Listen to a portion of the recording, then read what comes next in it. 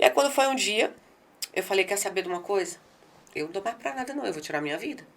Isso eu já tinha tomado, eu tomava 8 psicotrópicos por dia já, porque os psiquiatras me passavam, tentando me internar. Minha última psicóloga dessa época, ela engravidou, falou que se ela continuasse cuidando de mim, ela ia abortar o filho, porque ela não tinha cabeça pra mim me atender. E começou a vir uma dificuldade por todo lado, eu ficava cada vez mais só. E eu tentei suicídio, já tinha tentado suicídio cinco vezes, acho. 5 vezes, 5 ou 6 vezes. E aí nesse dia, eu acordei, já acordei com abstinência. Aí, por volta de meio-dia, fui lá onde eu comprava droga, comprei, voltei pra casa.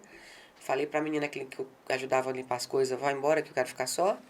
E falei, eu vou fazer tudo de uma vez, eu vou cheirar e eu vou morrer. E acabou aqui.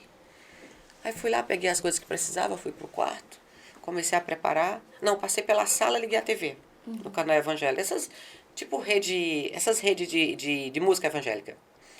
E aí deixei bem baixinha a TV e fui pro quarto, era um vão reto.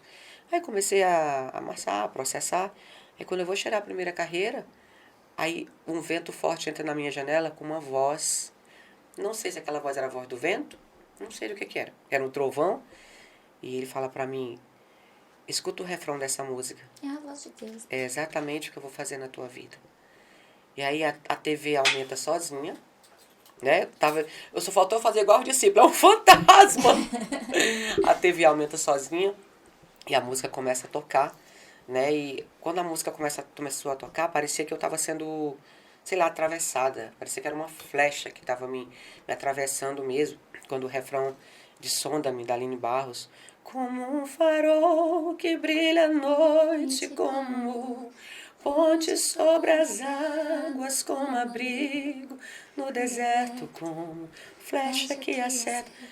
Tava de joelho ali e eu comecei a chorar. Eu não sabia por que eu tava chorando. Mas eu chorava, que eu não conseguia parar de chorar.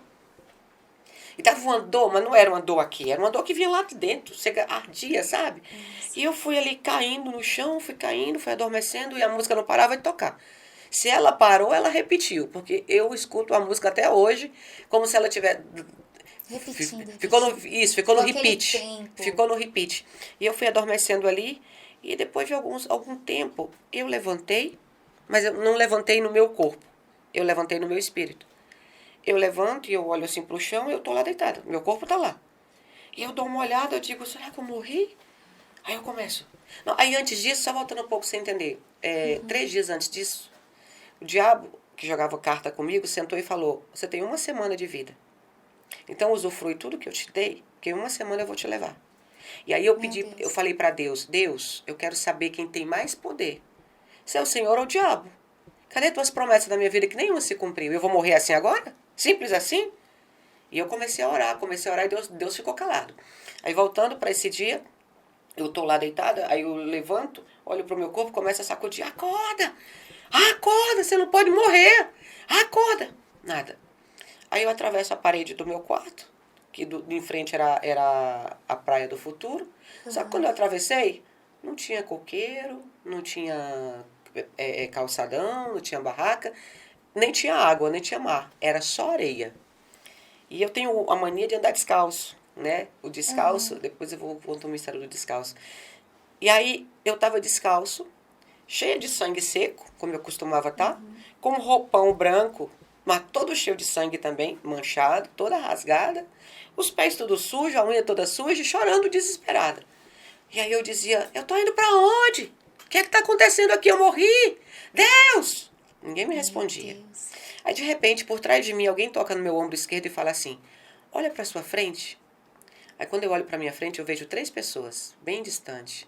Mas era uma roupa que brilhava tanto que doía na minha vista. E aí eu perguntei, quem são aquelas pessoas? Eu tô indo pra onde? Quem são eles? Ninguém me respondeu nada. Eu continuei chorando. Aí outra pessoa toca no meu ombro direito e fala, olha pro céu. Aí quando eu olho pro céu, o céu se divide em 2 bandas. E no meio fica uma bola de fogo pequenininha assim. Já viu uma bola de gude? Pequenininha, mas que reluzia tudo. Ela foi crescendo, a ponto de eu não conseguir olhar de jeito nenhum. Eu estava caída já, com tanta luz. E aí eu pergunto assim, e o que é que está acontecendo? E que luz é essa? Resposta nenhuma. Ao redor daquela luz, começam a se como é que eu vou te falar? Se posicionar pessoas iguais às que estavam na minha frente. Só que as da minha frente eu via do pescoço para baixo, mas eu não vi em momento algum o rosto delas. Era tanta luz que eu não enxergava o rosto. E aí começaram as mesmas pessoas a cercar aquela bola de fogo, só que todos com instrumentos musicais. E os instrumentos que eu vi naquele dia, eu não conheço nenhum aqui na Terra, eu nunca vi nenhum. Ai, meu Deus. E aí, de repente, do lado esquerdo, alguém fala assim, olha para sua frente de novo. Aquelas 3 pessoas se multiplicaram em uma multidão tão grande. A roupa delas era o mesmo modelo da minha. Só que a minha estava manchada de sangue, toda rasgada. E a roupa delas brilhava. E tinha umas abotoaduras aqui. Eu até mandei fazer algo parecido para mim. Aqui, muito grande, que eu conseguia identificar de longe. E tinha também um botão, como se fosse um broche aqui. Tem um clipe seu com É, essa roupa. como se fosse um broche aqui, muito brilhoso. E aí eu perguntei, quem são essas pessoas? Aí alguém fala para mim, são todos aqueles que foram lavados no sangue do Cordeiro. Todos que você vai ganhar para mim. Oh, Senhor. Aí eu falei, eu não tô ganhando nem a mim mesmo. E daí a pessoa que estava do meu lado direito fala de novo, olha pro céu. E quando eu olho pro céu, aquelas pessoas que estavam ali, elas começam a tocar um instrumental maravilhoso. Que começa a... Sabe quando o som, ele se transforma em fumaça? O som que eles tocavam descia sobre os que estavam na minha frente em forma de fumaça. E aí a música dizia assim, glória, glória, aleluia, glória, glória, aleluia. Aí eu disse, eu conheço essa música, deixa eu cantar também. E aí a voz falou para mim, você não pode cantar. Você não foi lavada no sangue do Cordeiro. E aí eu falei, Deus, eu tô morta, eu vou pro inferno. Senhor. O que o Senhor vai fazer comigo? Silêncio. Eu comecei a clamar de novo e dizer, Jesus está voltando, é o arrebatamento, porque era tão real. É o arrebatamento, Deus, me fala seu arrebatamento. Não me deixe pro inferno, não quero. E aí quando eu começo a gritar, uma voz fala assim para mim, Virgínia, você sabe que depois que a porta fecha, ela não abre mais para ninguém. Meu Deus. Eu falei, mas o Senhor também falou que tinha um plano na minha vida.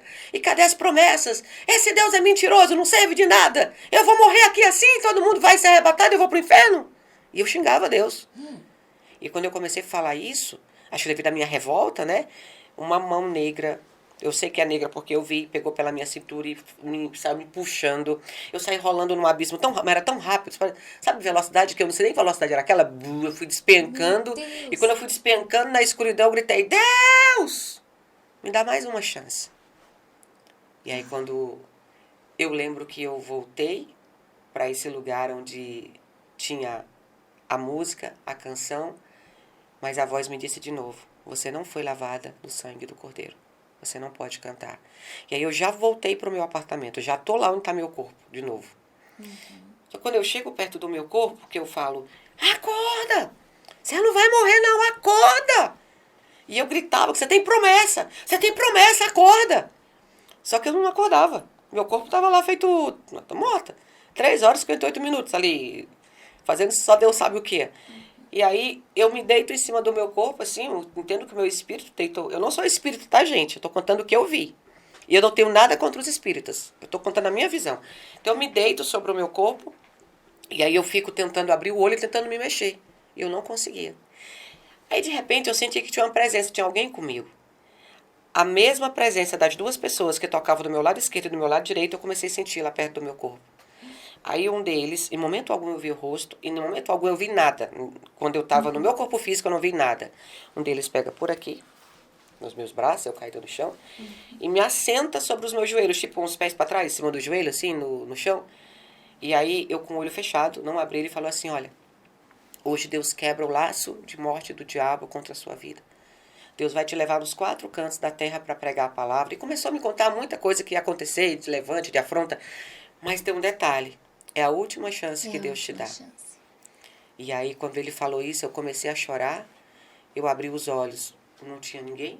Não vi ninguém. Corri no banheiro. Tomei um banho. Peguei a droga que estava em cima da cama, joguei fora. Peguei os psicotrópicos, joguei fora e corri para a igreja. E quando eu cheguei na igreja, o pastor estava no culto. Quando eu entrei, ele parou contra uma campanha de pedra, que batia as pedras assim, que saía fogo. Aí ele falou, Pode entrar, eu estava ali esperando. Aí me assentaram assim, me deram as pedras. Quando eu comecei a bater as pedras, foi demônio para todo lado. Né? Acho que eu só não bati no pastor. Eu não. E aí começou o meu processo de libertação. Né? E eu comecei a entender que Deus, ele me provou naquele dia o que eu pedi. A Bíblia diz, peça crendo e você vai receber. Quem tem mais poder, Deus, o Senhor ou o diabo? Porque se o diabo tivesse poder, eu teria morrido naquele dia. Eu estou há 19 anos aqui Sim. porque o Senhor, ele tem falado que ele tem poder, ele tem mostrado que ele tem poder, ele tem feito tudo na nossa vida porque ele tem poder. Sim. E as portas do inferno não podem prevalecer contra a nossa vida.